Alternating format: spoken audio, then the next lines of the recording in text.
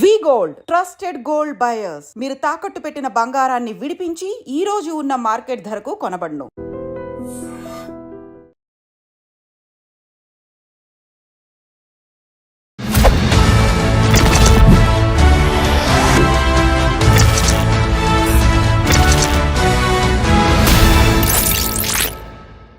పరిచయం అక్కర్లేని కపుల్ దువ్వాడ శ్రీనివాస్, దివ్యల మాధురి.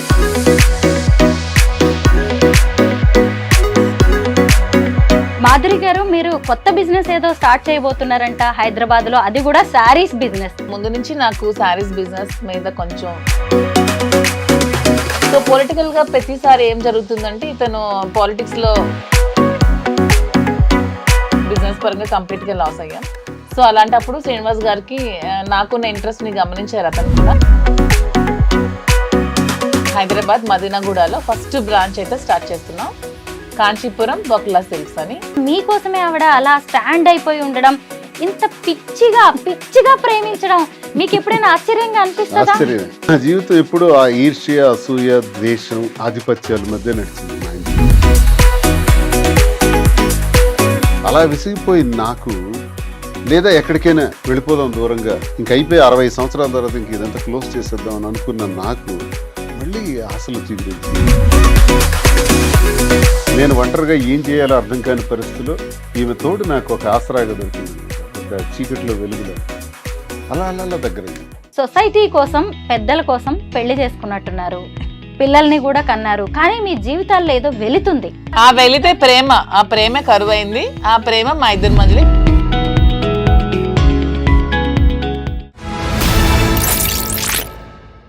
అందరికీ నమస్కారం, నేను Swaroopa Potlapalli. Welcome to trending topic.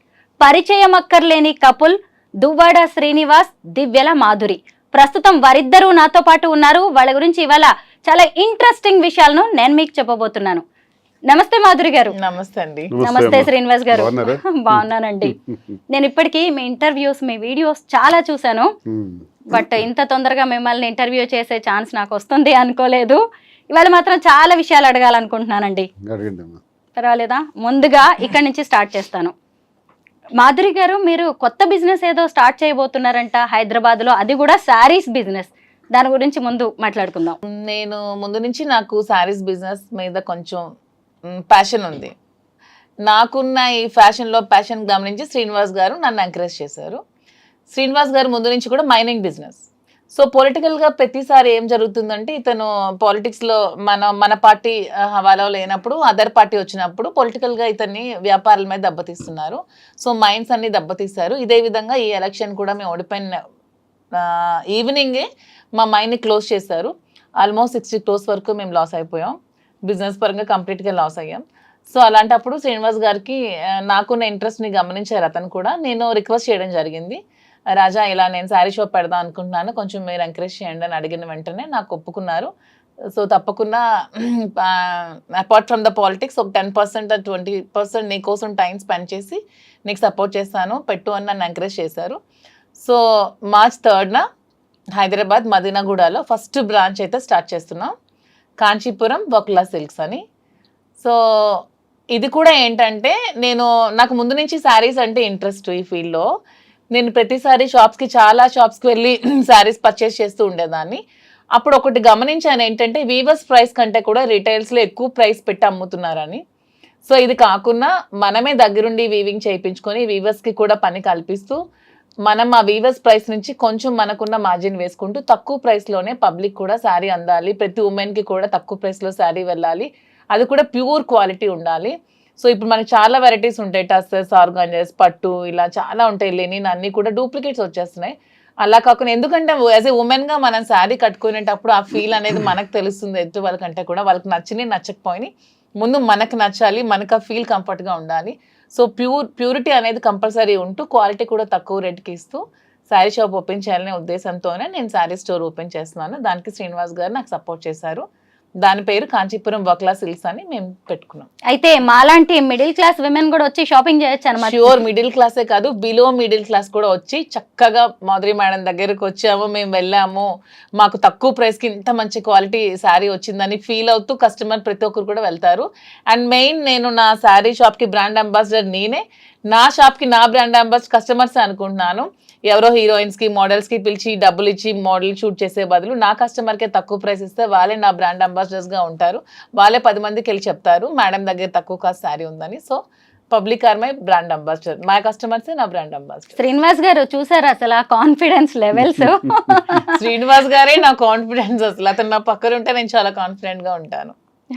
కాదు, చీరలు చూడడం కంటే కూడా ఆవిడని చూడడానికి వచ్చే వాళ్ళ కస్టమర్స్ సంఖ్య ఎక్కువగా ఉంటుందో ఏంటో. ఇప్పుడు మీరు మధ్యతరగతి అని అడిగారు కదా, మా కాన్సెప్ట్ కూడా ఏంటంటే సరసమైన ధర. ఇప్పుడు నేను చూస్తున్నాను, నాకైతే నాలెడ్జ్ లేదు ఈ సారీస్ మీద, పట్టు సిల్క్స్ మీద.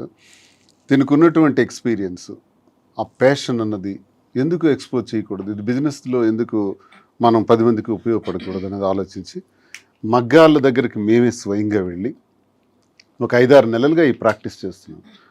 వారణాసి నుంచి ఇక్కడ బెంగళూరు వరకు చాలా ప్రాంతాల్లో, ముఖ్యమైన ప్రాంతాలన్నీ కాంచి కానీ, ధర్మవరం కానీ, యాడికి కానీ, ఇలాంటి ప్రాంతాల్లో మగ్గాల వద్దకు వెళ్ళి వాళ్ళు నేస్తున్నటువంటి ఆ చీర, ఆ క్వాలిటీ ఏదైతే ఉందో దానికి సరైనటువంటి ధర వచ్చే విధంగా. ఎందుకంటే మగ్గందారుడికి కూలే మిగులుతుంది, ఎవరైతే కొంటున్నారో వాళ్ళకి 6 నుంచి 7 రెట్లు ధర పలుకుతుంది కస్టమర్కి. ఈ చీరల వ్యాపారంలో నష్టపోతున్న వాళ్ళు 1 మగ్గందారుడు నేతన్న, 2 కస్టమర్. వీళ్ళకి న్యాయం చేయాలి. అందుకే నేను డైరెక్ట్ మగ్గందారుడి దగ్గరికి వెళ్ళి నీకు న్యాయంగా అయినటువంటి ధర ఇప్పిస్తాం కాబట్టి నువ్వు అవన్నీ మాకు అందించని చెప్పడం జరిగింది. వాళ్ళు అవన్నీ కూడా మగ్గాల ద్వారా చాలా సేకరించుతాను. నేనేం చెప్తున్నానంటే నాణ్యత ప్రాధాన్యత, నాణ్యతే మా ప్రామాణికం. Quality is our predominance. దీనిని ఎప్పుడూ కూడా మనం మైండ్ నుంచి తీయకూడదు. ఎందుకంటే వ్యాపారం చేసిన తర్వాత వ్యాపారం పెట్టినవాడు ఎవరో తెలుస్తుంది, వ్యాపారం ప్రారంభించిన తర్వాత ఎక్కడైనా సరే. మా పరిస్థితి ఏంటంటే ఈ వ్యాపారం ప్రారంభించక ముందే మేము ఎవరో తెలుసు, మా మీద ఎక్స్పెక్టేషన్స్ ఉంటాయి. ఈయన రాజకీయాలకు చెందిన వ్యక్తి కదా, ప్రజల పట్ల మరి వర్తకుల ఈ కస్టమర్స్ పట్ల ఏ విధమైనటువంటి బాధ్యతతో ఈయన ఈ వ్యాపారం చేయగలుగుతారు మాధురి కానీ శ్రీనివాస్ కానీ అనుకోవచ్చు. కాబట్టి వాళ్ళకి న్యాయం చేయాలి. మా దగ్గరకు వచ్చే కస్టమర్ ఇప్పుడు ఫర్ ఎగ్జాంపుల్ 50,000 రూపాయలకు మగ్గందారుడి దగ్గర కొంటే ఇక్కడ 3 లక్షల రూపాయలకు అమ్ముతున్నారు. ఎందుకు అంత ధరకు అమ్మాలి? అప్పుడు అక్కడ మీరు అన్నట్టు ఒక మధ్యతరగతి కుటుంబానికి చెందినటువంటి ఒక మహిళ వచ్చి ఆ చీరను కొనాలంటే 3 లక్షలు అని కొనలేకపోవచ్చు. కానీ మా ఉద్దేశం అది కాదు. ఆ 50,000 రూపాయల చీరనే ప్రాఫిట్స్ అలాగే మెయింటెనెన్స్ అన్నీ కలుపుకొని ఒక సరసమైన ధర, ఒక రీజనబుల్ ప్రైస్కి అంత కాస్ట్లీ చీర కూడా అందించాలి. ఏదైతే అంత ఖరీదు పెట్టి జూబ్లీ హిల్స్లో కొంటున్నారో అదే చీరని అదే జూబ్లీ హిల్స్లో కానీ, అదే మదీనాగూడలో కానీ, హైదరాబాద్లో ఎక్కడైనా సరే ఒక రీజనబుల్ ప్రైస్కి అందించాలి. కస్టమర్ అనేవాడు మన దగ్గరికి వచ్చాడంటే సంతృప్తితో అతను బిల్ పేమెంట్ చేయాలి. కళ్ళల్లో బాధ ఉండకూడదు, అరే నేను ఈ ప్రైస్ ఇంత ఎక్కువ ఇచ్చానే అన్న ఫీలింగ్ ఉండకూడదు. మనం వాళ్ళ సంతృప్తిని చూడాలి అన్నది మాకున్న ప్రజా సంబంధాల కారణంగానే ఈ అభిప్రాయం కూడా ఉంది మాకు. ఆ అభిప్రాయంతోనే బిజినెస్ చేయటం జరుగుతుంది తప్ప లాభాపేక్షతోని ఇందులో ఏదో సంపాదించేయాలని కాదు. అలా చేయాలనుకుంటే చాలా వ్యాపారాలు ఉంటాయి, ఇందులోకే రావాల్సిన పని లేదు. తనకున్న ప్యాషన్ పట్ల, ఈ వ్యాపారం చేయటం పట్ల ఆమె ప్రతి స్త్రీకి తనకు ఒక అవగాహన ఉంది.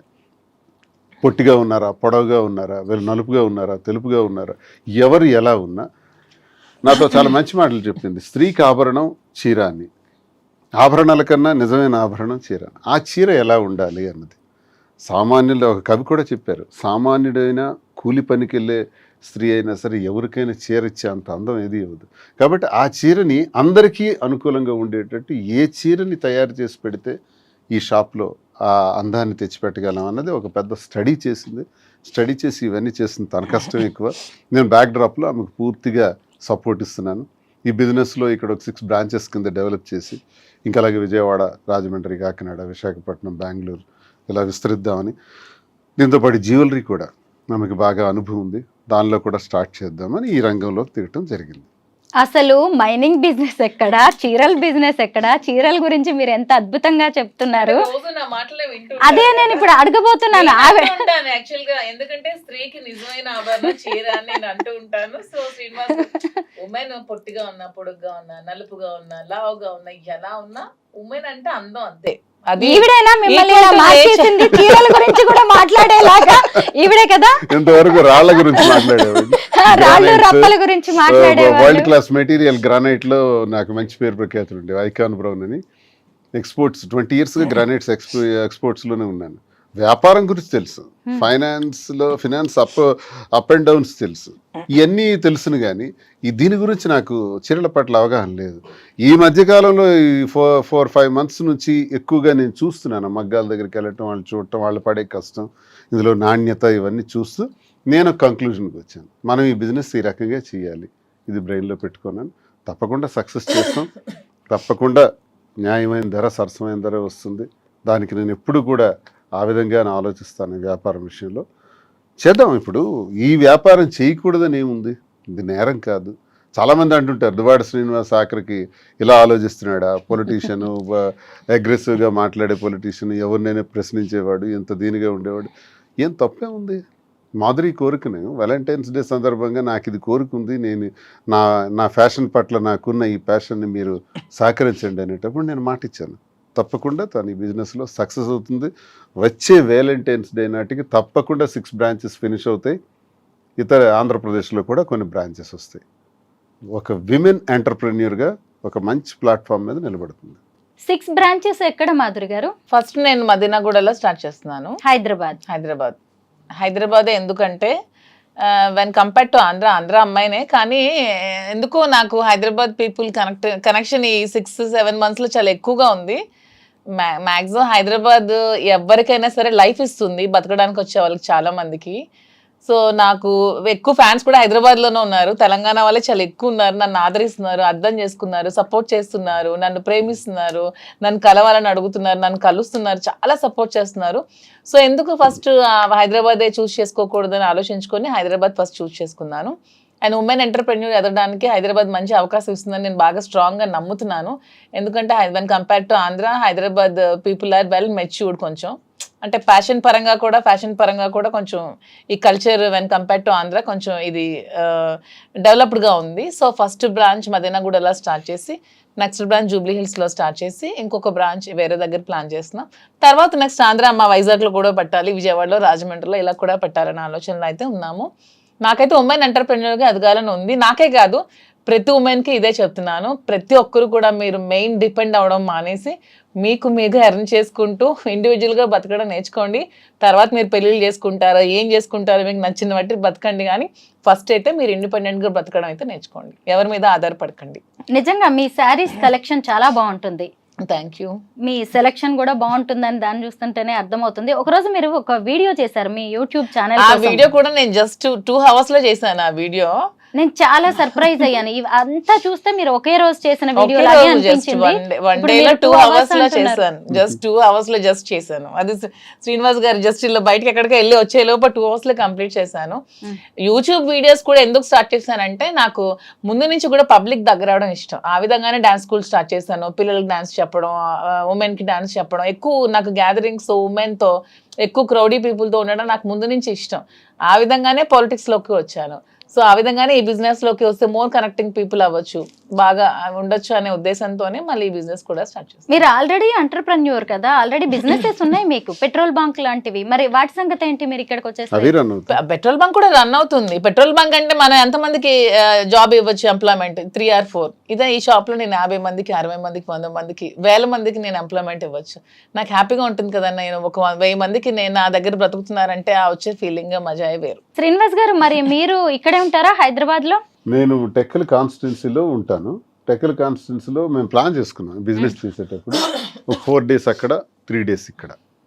అలాగే మాధురి వస్తుంటారు, వెళ్తుంటారు, నేను వస్తుంటాను, వెళ్తుంటాను. జస్ట్ 3 hours హైదరాబాద్లో ఉంటాం ఫ్లైట్కి వచ్చి. ఇక్కడ నుంచి బయలుదేరితే మరో 3 hours టెక్కల్లో ఉంటాం.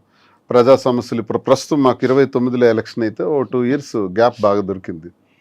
ప్రస్తుతానికి చిన్న చిన్న సమస్యలు ఉన్నాయి, కార్యకర్తలకి ఇబ్బందులు పెడుతున్నారు.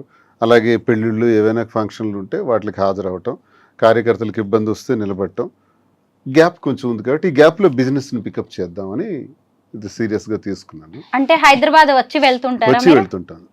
ఇక్కడ కూడా ఇల్లు తీసుకుంటున్నాం, ఇక్కడ ఉండటం జరుగుతుంది, అక్కడ ఉండటం జరుగుతుంది. పాలిటిక్స్ అనేది మాకు ఊపిరి, ఇంతమే పాలిటిక్స్. 25 సంవత్సరాల కష్టం, అది ఎక్కడ విడిచిపెడతాం? ఫస్ట్ అది అది చేసి తీరుతాం. అది ఉంటే ఇది ఉంటుంది. మీ అన్ని బిజినెస్ మల్టిపుల్. మీ బిజినెస్ కోసం మరి ఆయన మరి ఇక్కడ ఉండడం అక్కడ ఉండడం ఇబ్బంది ఏమి మా రాదంటారా? ఇద్దరికి కూడా ఫస్ట్ పాలిటిక్సే మా లైఫ్, తర్వాత బిజినెస్ మా ప్యాషన్. సో పాలిటిక్స్ వదిలేదే లేదు అసలు.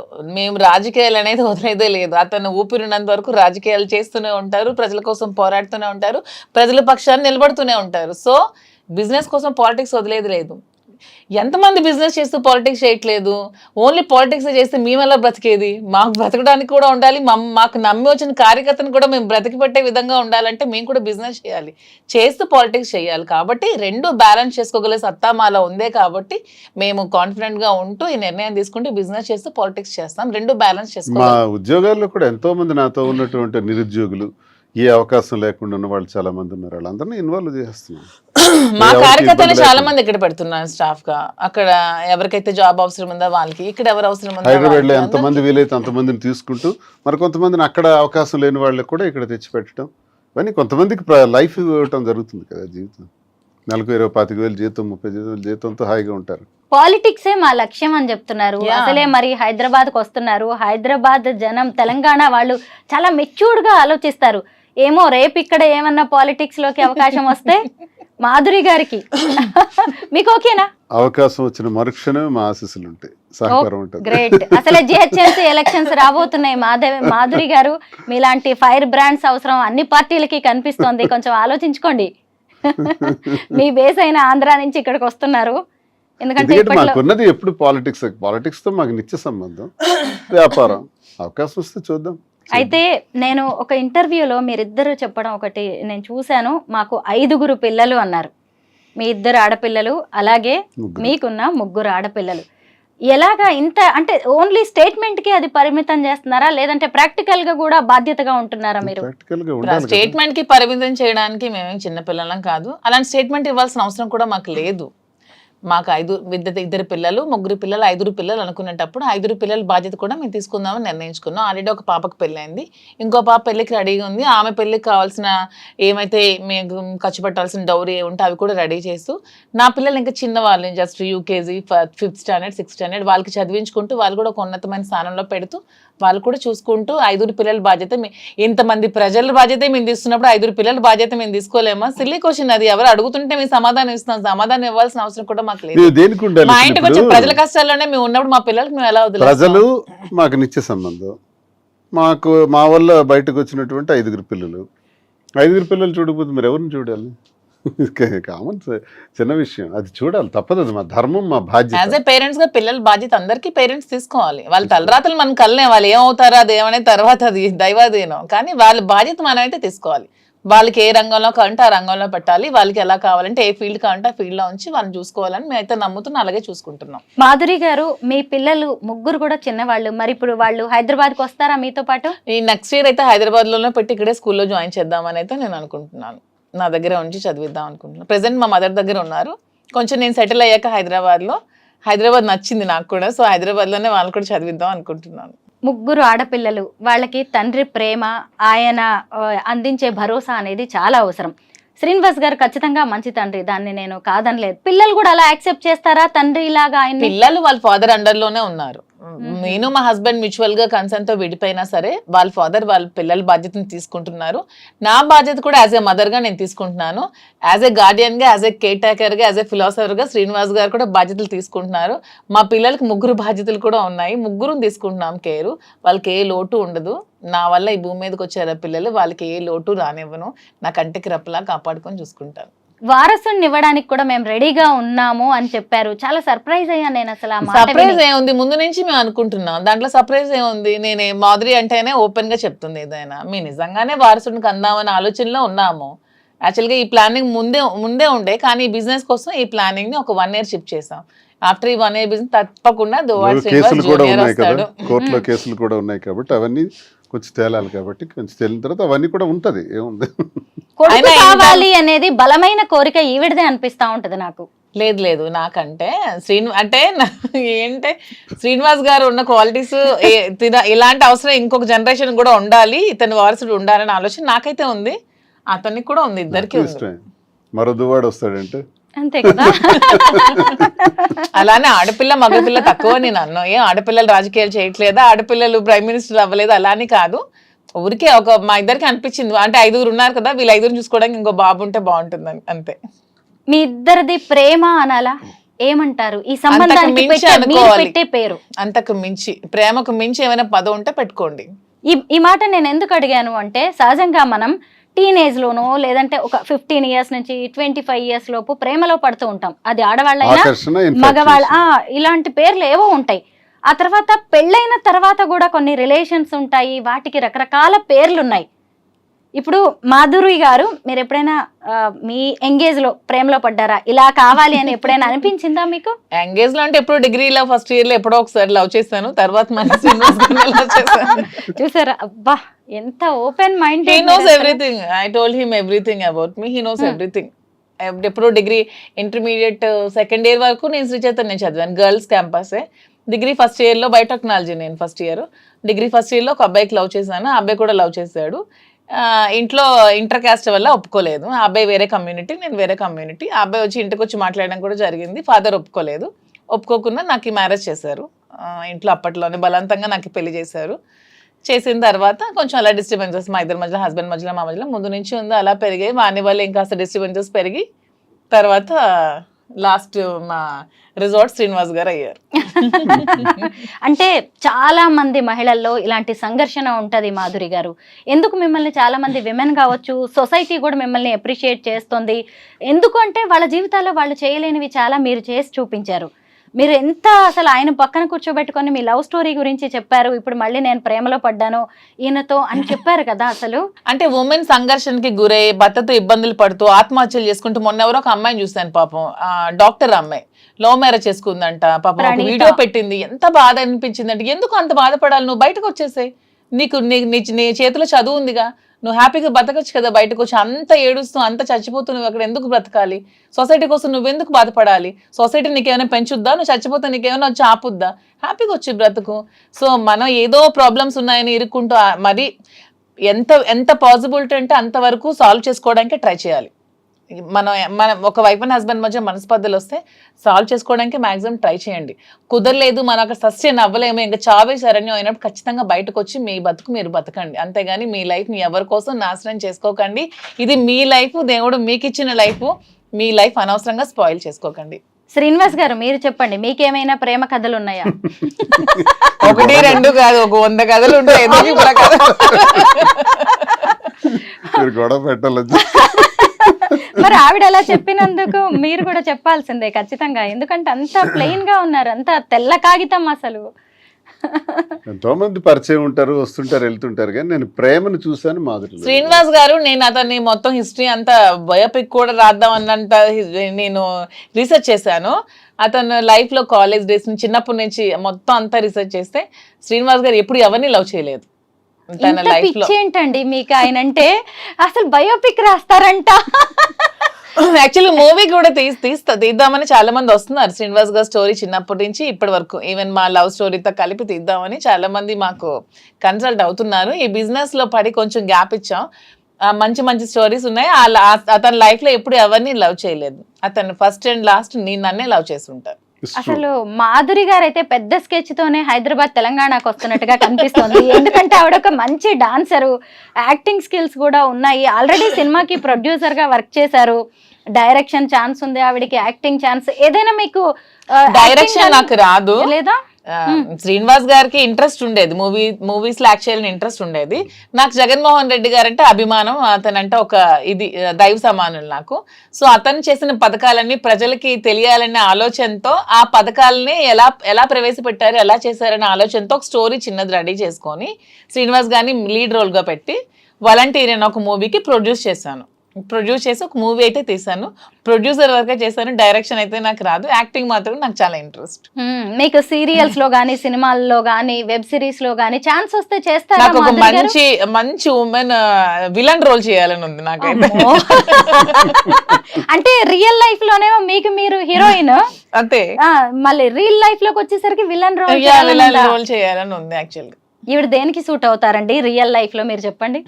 మంచి మనసు ఉంది అమ్మాయి, అంతేనా? ప్రేమ, అభిమానం. మీరిద్దరూ ఎవరిని- కూడా ఉమ్. సొసైటీ కోసం పెద్దల కోసం పెళ్లి చేసుకున్నట్టున్నారు, పిల్లల్ని కూడా కన్నారు, కానీ మీ జీవితాల్లో ఏదో వెళుతుంది. ఆ టైం ఆ మళ్ళీ మీ వెలితి ఇద్దరిని- ప్రేమ, ఆ ప్రేమ కరువైంది. ఆ ప్రేమ మా ఇద్దరి మధ్యలో ఇప్పుడు గత చిగురించి జన్మ అది సుకృతం, గత అంతేనా? జన్మ అంతే. నేను అదే నమ్ముతాను, ఉమ్, కర్మ సిద్ధాంతంలో నేను అదే నమ్ముతాను. ఎక్కడో గత జన్మలో ఆగింది ఆ బ్రేక్, ఇప్పుడు అది కంటిన్యూ అవుతుంది. అన్ని లవ్ స్టోరీస్ ఫిక్షన్ నుంచి వస్తాయేమో, మా love story real. So fiction వేరు, రియల్ వేరు, మాది రియల్. ఏం నచ్చుతుంది మీకు ఈ వీడిలో? ఫెయిర్నెస్, స్పష్టంగా క్లారిటీగా ట్రాన్స్పరెంట్గా ఉంటుంది. నా పట్ల చాలా ప్రేమ చూపెడుతుంది. కదా, అసలు ఇంత ప్రేమని భరించడం కష్టం ఇంత కదండి. ధైర్యం అయింది. నేను పొరపాటున ఒక మాట అంటే ఇమీడియట్ గా ఎలా రియాక్ట్ అవుతుందో తెలియదు. ఓమో, భయమేస్తుందా మీకు? అందుకే నేను చాలా జాగ్రత్తగా ఏమన్నా. అంటే ఒక ఏంటి అలా క్షణం, భయపెట్టేస్తున్నారు ఆయన్ని మీరు? అంటే ఒక క్షణం అతను నాతో మాట్లాడకపోయినా నేను ఉండలేను అనమాట. ఒక క్షణం ఆ గ్యాప్ కూడా నేను తీసుకోలేను. ఏంటి శ్రీనివాస్ గారు, ఏం చేశారు మీరు అసలు? ఆ బాబాయ్, నాకైతే చాలా అసలు మీరు చాలా లక్కీ అండి. మీకు అనిపిస్తుంది ఎప్పుడైనా రియల్లీ లైఫ్ లో మీరు కొన్ని స్ట్రగుల్స్ నాకు పడ్డాను? డబ్బులు పదవులు అవేం అక్కర్లేదు. డబ్బు కావాలంటే నాకు నేను సంపాదించుకోగలను, పదవి కావాలంటే నాకు నేను తెచ్చుకోగలను. నాకు ప్రేమ ఒక్కటే కావాలి, అది శ్రీనివాస్ గారి ఏజ్ నుంచి పరంగా కావాలనుకుంటున్నాను. చాలా గ్యాప్ ఉన్నప్పుడు కూడా ఇలా నా కోసం నాకున్న సమస్యలు, నాకున్న సవాళ్ళు, నాకున్న శత్రువులు, నాకున్న రాజకీయ ప్రత్యర్థులు, పరిస్థితులు, ప్రభావాలు, నష్టాలు, లాభాలు, ఇవన్నీ ములిగి తేలే జీవితం అది. ఇలాంటి పరిస్థితుల్లో ఆసరాగా అండదండగా ఉండవలసిన అవసరం తనకే ఉంది. ఇది ప్రేమ కాకపోతే, గత జన్మ సుకృతం కాకపోతే ఎందుకుంటుంది? నాది త్యాగం కాదు, తనదే త్యాగం. నిజంగా నా కోసం నిలబడి ఇన్ని చేస్తున్నప్పుడు ఏ మనిషి అయినా ఇంకెంతకన్నా ఏం కోరుకుంటాం? జీవితంలో పుట్టినాక ప్రేమనే కదా కోరుకుంటాం. అది తల్లి ప్రేమ, తండ్రి ప్రేమ, అక్క చెల్లెళ్ళు, అన్నదమ్ముళ్ళు, స్నేహితులు, ఆఖరికి ఇలా ప్రేమ, ఒక ఆడమగకి మధ్య ఉన్నటువంటి ప్రేమ. ఈ ప్రేమతత్వం మనల్ని ఇలా మార్చుతుంది. నిజంగా. అంటే మాధురి గారు, మీకు మీ లైఫ్ లో ఒక అసంతృప్తి, ఒక వాక్యూమ్ అనేది ఉండొచ్చు. ఒకవేళ అందరు ఆడవాళ్ళలాగే నచ్చకపోతే విడాకులు తీసుకొని వేరే జీవితాన్ని ప్రారంభించే అవకాశం కూడా మీకుంది. అయినా సరే ఎందుకు దువ్వాడ గారే? ఎందుకంటే మీ చుట్టూ కూడా ఎంతో మంది మగాళ్ళు ఉండొచ్చు, ఎంతో అట్రాక్ట్ చేసే అవకాశాలు కూడా మీకు ఉండొచ్చు. అయినా సరే ఎందుకు ఈయనే నచ్చారు మీకు? పైగా ఇద్దరు పిల్లలు పెద్దవాళ్ళు అయ్యారు, వాళ్ళ ఇంట్లో ఉన్న ఇష్యూస్ ఇవన్నీ మీకు తెలుసు. అయినా సరే ఇంత ఏజ్ గ్యాప్ అంటే రకరకాల శ్రీనివాస్ issues గారు ఉన్నాయి. అన్నట్టు ఇది నిజంగా గత జన్మ బంధమేమో అని నాకు మిగిలిపోయిన, గత జన్మలో మేము మిగిలిపోయిన ప్రేమికులమేమో అని నాకు అనిపిస్తుంది. ఇంతమంది ఉంటే అతనే ఎందుకు నాకు కనెక్ట్ అయ్యారు, ఇంతమంది అమ్మాయిలు ఉంటే నేనే ఎందుకు శ్రీనివాస్ గారికి కనెక్ట్ అయ్యాను, మా ఇద్దరి మధ్యలోనే ఎందుకు ఇలా రిలేషన్షిప్ డెవలప్ అయింది, ఏదో గత జన్మలో మిగిలిపోయిన బంధం ఏమో నాకు కూడా అనిపిస్తుంది. శ్రీనివాస్ గారిలో అంటే కొన్ని క్వాలిటీస్ నాకు బాగా నచ్చాయి. తను చాలా హంబుల్, హానెస్ట్, స్ట్రైట్ ఫార్వర్డ్, నీతి నిజాయితీతో ఉంటారు, లంచం ఇలాంటివి ఏవి ఎవరు ఎంత చూపించినా అవి ఏమీ లొంగరు. సో ఇవన్నీ కూడా అతను ఉన్న బెస్ట్ క్వాలిటీస్, చాలా రేర్గా ఉండే క్వాలిటీస్.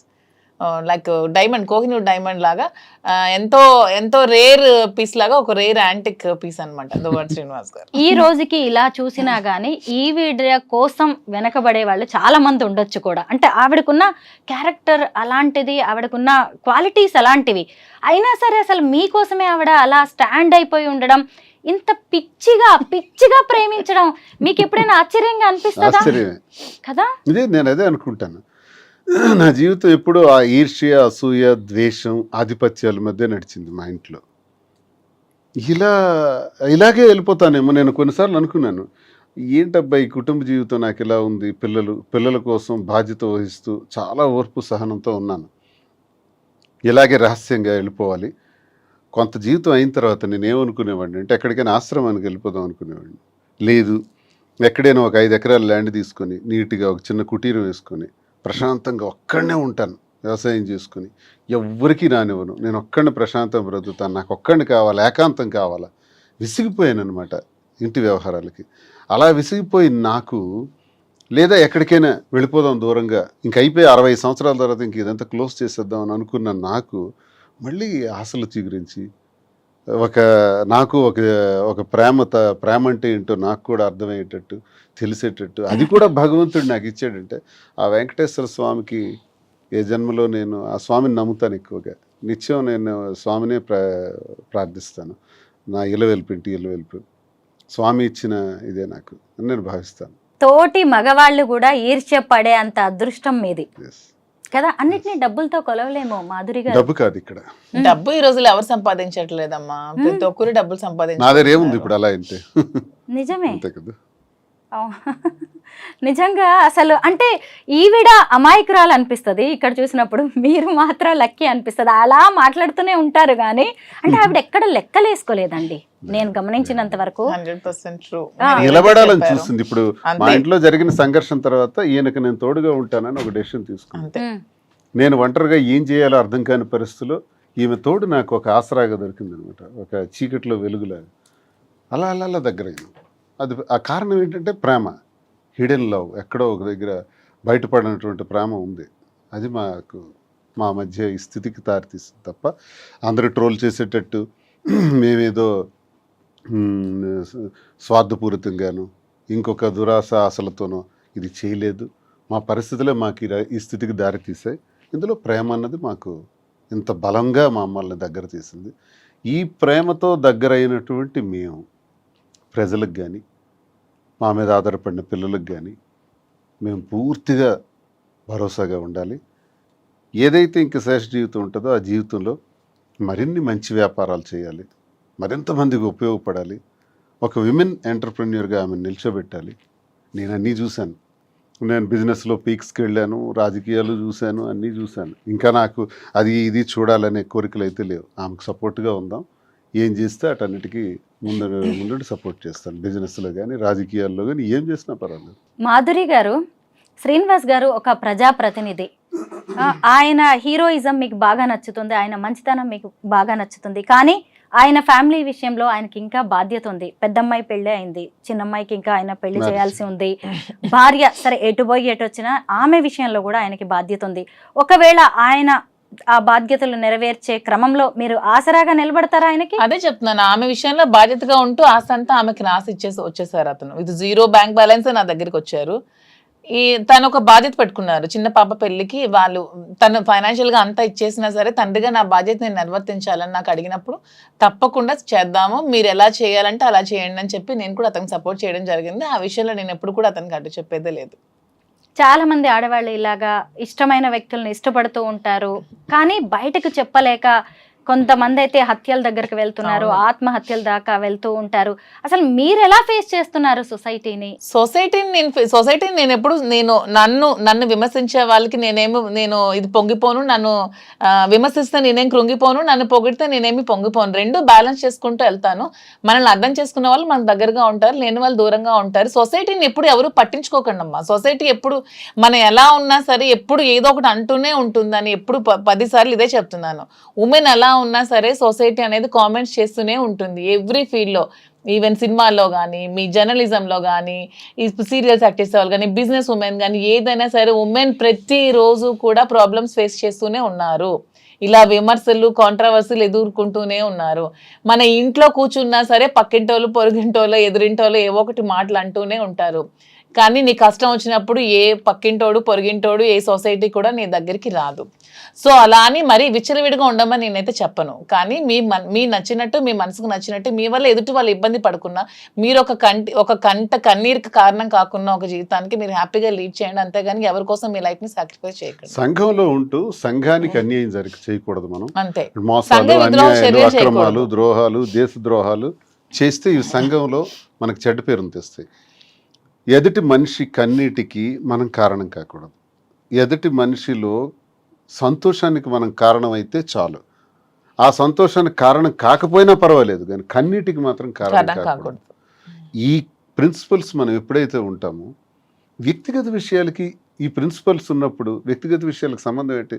ప్రతి జీవితంలో కూడా మీరు అన్నట్టు చాలామంది మెన్ చాలామంది మగాళ్ళకి భార్యాబాధితులు ఉన్నారు, కుటుంబపరమైన ఇబ్బందులు ఉండేవాళ్ళు ఉన్నారు, మానసిక రోగాలతో బాధపడుతున్న వాళ్ళు ఉన్నారు, ఆర్థిక ఇబ్బందులతో ఉన్న వాళ్ళు ఉన్నారు, ఎన్నో సమస్యలతో ఉన్న వాళ్ళు ఉన్నారు. అలాగే మహిళలు భర్త వేధింపులతో బాధపడుతున్న వాళ్ళు ఉన్నారు, అలాగే కుటుంబ సంబంధాలతో బాధపడుతున్నటువంటి వాళ్ళు ఉన్నారు. ఇవందరూ ఈ సమస్యల మధ్య వాళ్ళ వ్యక్తిగత జీవితాల్లో ఏదో ఒక నిర్ణయం తీసుకోక తప్పదు. ఒక కోణం ఉంటుంది, అది తప్పు కాదు. అది వాళ్ళ వ్యక్తిగత పరిస్థితులను బట్టి వాళ్ళ నిర్ణయం తీసుకున్నారు. తీసుకున్నంత మాత్రాన్ని ఇది సమాజానికి సంబంధించినటువంటి విషయంగా భావించి ఆత్మహత్యలకు ఇంకో రకంగాను జీవితాన్ని త్యజించడం అన్నది దుర్మార్గం. ఇలా ఎవ్వరు చేయకూడదని నేను కోరుకుంటున్నాను. మళ్ళీ మళ్ళీ మనం పుట్టాం, ఒకసారి పుడతాం సైంటిఫిక్గా ఆలోచిస్తే. ఈ పుట్టిన జీవితం చాలా చిన్నది. ఈ చిన్న దానిలో సంతోషంగా ఉండడానికి ప్రయత్నించాలి, ప్రేమతత్వంతో ఉండడానికి ప్రయత్నించాలి. ఎవరి ఇష్టం వాళ్ళది, ఎవరి వ్యక్తిగతం వాళ్ళది. నీ మనసుకు నచ్చిందా, నీ మనసుకు నచ్చినట్టు నువ్వు చెయ్యి. ఒక సినిమాలో మహేష్ బాబు అంటాడు, you are the hero of your life. నిన్ను నడిపించుకునే శక్తి నీలోనే ఉంటుంది. అల్టిమేట్గా నీ విజయానికి నువ్వే కారణం, నీ పతనానికి నువ్వే కారణం, పక్కోడు కాదు. సో మనం జీవితాన్ని మనం చక్కగా నడిపించుకుందాం. ఇందులో ఒకరికి బాధ కలిగించకుండా ఉండాలనుకునే నీ ప్రిన్సిపల్ నువ్వు పెట్టుకుని అన్నీ చేసుకోయే నష్టం లేదు. ఇదేం తప్పు కాదు. దీన్ని రహస్యంగా మాధురి ఎవరో నాకు తెలియదు, శ్రీని ఎవరో నాకు తెలియదు అని తను అనేయచ్చు, తప్పించుకోవచ్చు. అందరూ చేస్తున్నది ఇదే. మేము అలా చెప్పదలుచుకోలేదు. చేసింది స్పష్టంగా క్రిస్టల్ క్లియర్గా. నేను పొలిటీషియన్ అయినా, రాజకీయాల్లో ఇలా ఉండకూడదు, ఇలా మాట్లాడకూడదు, ఇలా చేయకూడదు అనుకునే వాళ్ళకి కూడా నేను చేసింది స్పష్టంగా చెప్పాను. మీరు చేసింది చెప్పలేకపోతున్నారు. మీ షర్టు విప్పితే ఉన్న మచ్చలన్నీ కూడా తెలుస్తాయి. నా షర్టు విప్పాను కాబట్టి నా మచ్చల గురించి విమర్శకులు మాట్లాడుతున్నారు. విమర్శకులు మీ షర్ట్లు కూడా విప్పితే మీ మచ్చలు కూడా బయటకు తెలుస్తాయి. దయచేసి విమర్శించి మీరేదో స్వర్గం నుంచి దిగి వచ్చినట్టు మాట్లాడద్దు. ఇలాంటి విమర్శల వల్ల చాలామంది జీవితాలు త్యజించుకుంటున్నారు, ఇలాంటి మాటల వల్ల. అలాంటి వాళ్ళకి మేము ఉదాహరణగా ఏం చెప్తున్నాం అంటే ధైర్యంగా ఉండండి, ఎవరిని ఖాతరు చేయకండి, విమర్శల్ని పక్కన పెట్టండి. విమర్శించేవాడు పనికి మాలిన వాడు, చేతగాని వాడే విమర్శిస్తాడు. మహిళ స్ట్రాంగ్ గా ఉండాలని చెప్తాము, బాగా చదువుకోవాలి అంటాము, ఉద్యోగాలు చేయాలంటాము, అంతరిక్షంలో కూడా ఆడది వెళ్ళాలని చెప్తాం. కానీ అదే పర్సనల్ లైఫ్ లోకి వచ్చేసరికి మాత్రం ఎవరిని పెళ్లి చేసుకుంటే వాళ్ళతోనే ఉండాలి, ఆ చెయ్యి వదిలేసిరా, నీకు ఇష్టమైన మళ్ళీ ఇంకొక మగాడి చెయ్యి పట్టుకొని ఏ సమాజమూ చెప్పదు.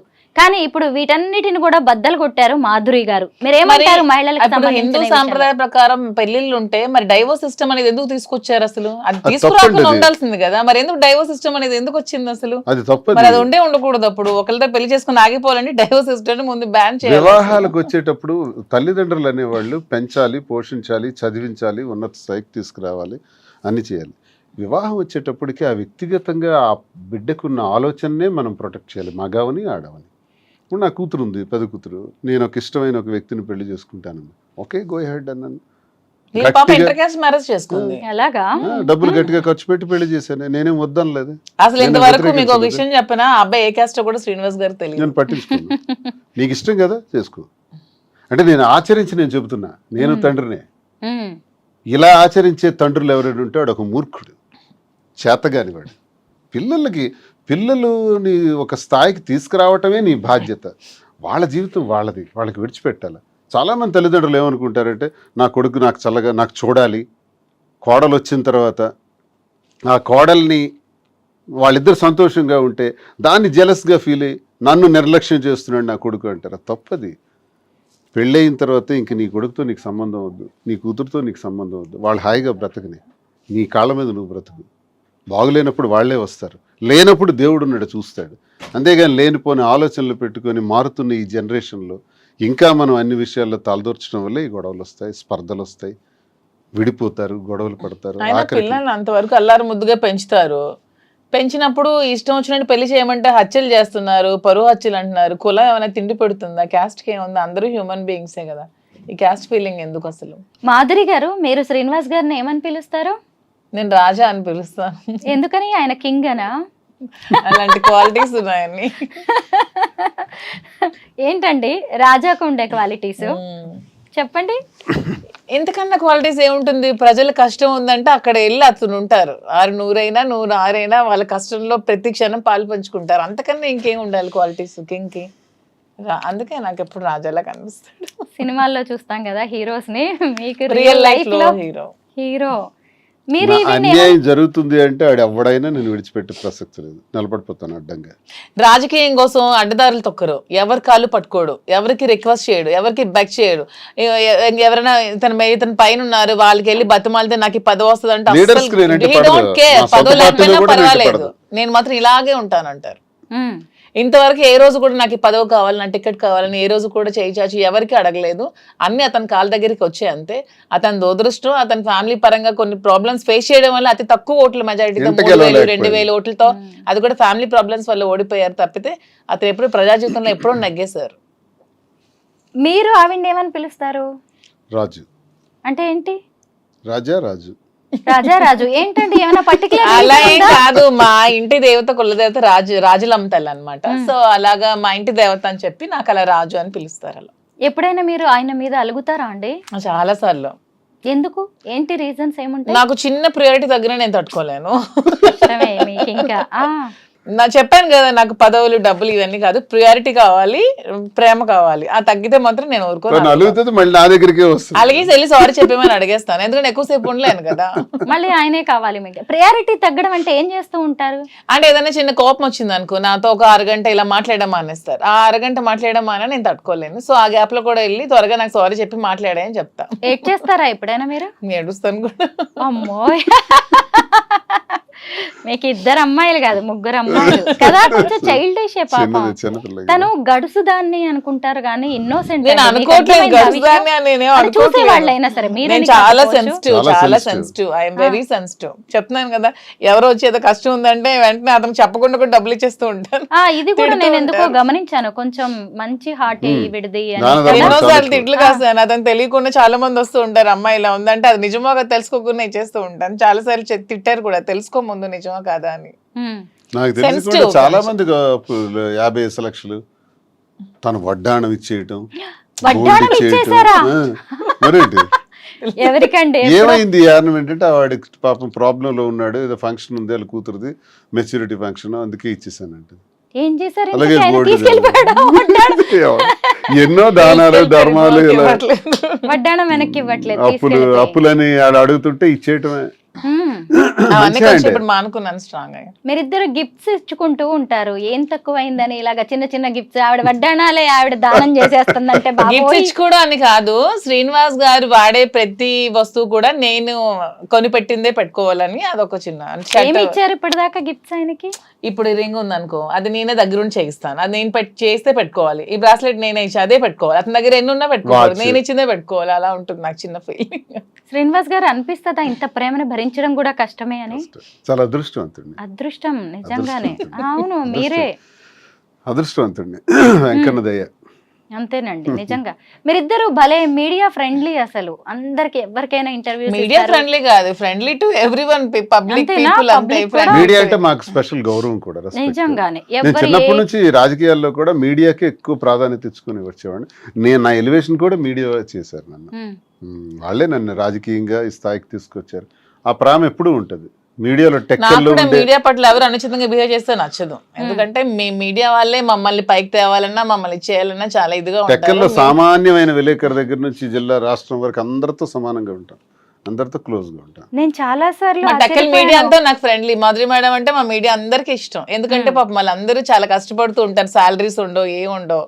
పాపం వాళ్ళ ప్యాషన్ తో ఈ మీడియాలో చాలా మంది పని చేస్తూ ఉంటారు. వాళ్ళందరికీ నేను ఎప్పుడు సపోర్ట్ చేస్తూ ఉంటాను. ఎప్పుడైనా ఎవరైనా ఏదైనా అడగండి, ఇచ్చేస్తారనుకుంటా కొంచెం. అయితే మీ కపుల్ని చూసాక కొంతమంది దీన్ని పాజిటివ్ గా చూస్తున్న వాళ్ళు ఉన్నారు, నెగిటివ్ గా చూస్తున్న వాళ్ళు కూడా ఉన్నారు. అయితే కామెంట్స్ విపరీతంగా వస్తూ ఉంటాయి, అప్రిషియేట్ చేసే వాళ్ళకంటే కూడా చాలా నెగిటివ్ కామెంట్స్, ట్రోలింగ్. ఇప్పుడు ఈ ఇంటర్వ్యూ మీద కూడా ఖచ్చితంగా ట్రోలింగ్.